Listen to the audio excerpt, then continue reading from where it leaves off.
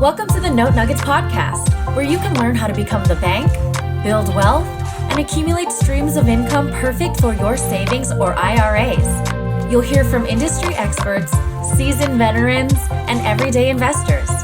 Our goal is to teach you how to invest in notes, one nugget of knowledge at a time. Here's your host, Kevin Galang. Welcome everyone to another episode of the Note Nuggets podcast, where you learn how to turn other people's debt into income for your savings or IRA. When it comes to investing, there are a number of ways to measure your success. One of the most common and simplest ways to measure an investment success is how much cash flow it's creating. How much money is the asset producing? $50 a month? $100 a month? Maybe even $5,000 a month?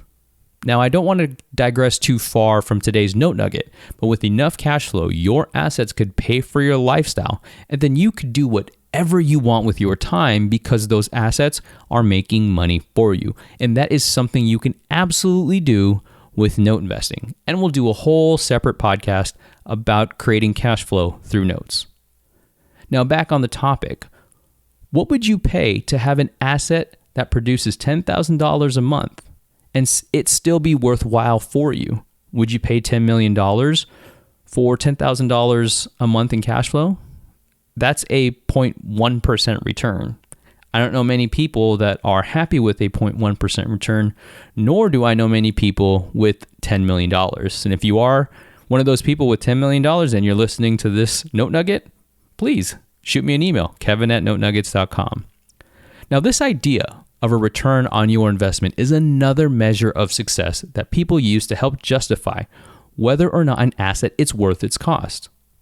Then in the note investing space, you'll hear a lot about yield, which is similar to ROI, but not exactly the same. At this point, you may be asking yourself two key questions. What's the difference between yield and ROI, and which one is better? Both are great points and great questions. And that's what today's Note Nugget is all about. Yield versus ROI and what their relationship is to each other. Before we dive into a comparison, let's define both terms. ROI, which is a three-letter acronym, it stands for return on investment. It is a ratio of the gain or loss from an investment compared to its cost. ROI highlights what an investor will receive at the end of a specific time frame. Typically, a year is what people use for that time frame. So for example, if you paid $100,000 and after 1 year you made $10,000, your ROI would be $10,000 or 10%. You get this simply by dividing $10,000 by $100,000. ROI is usually used retrospectively, which makes it ideal for transactions like flipping houses because the ROI is applied to that specific time frame from when you gave the money to the seller and you got it flipped to the new home buyer. When we talk about yield measures the total income an investment is projected to earn over a length of time. For example, if you paid $100,000 for a 10-year note with an 8% interest rate, an unpaid principal balance of $108,920.59, and a monthly principal and interest payment of $1,321.51, your yield is 10%. Because you buy it at a discount, you don't make 8% on your money, you make a total 10% yield. Now, for that same note, after the first year, you would have made roughly $9,700 of interest payments. Then you could look at the ROI of the first year as a 9.7% return on the initial $100,000 purchase price of that note. Remember, ROI takes a look at a specific time frame and usually after that time frame has passed. Yield, on the other hand, is more forward-looking. As far as which one is better, there's not a right answer. Yield is more widely used in note investing given its forward-looking nature. Yield is measuring an investor's cash flow against the initial investment, assuming the borrower pays every monthly payment at full maturity of the note. But that's not to say ROI doesn't have its place. You could use ROI to back into yield. For example, let's use that same note we talked about earlier. If we wanted a 15% ROI in the first 12 months or $15,000 in interest after that 12th payment, then we would have to decrease our purchase price of the note to $50,000, which would increase the yield of the note to 30%. Now, I've never heard of such a yield in the note investing space when it comes to buying performing notes. So I wouldn't get your hopes up. This is just a way to explain the relationship between yield and ROI. While they're different, neither one is better.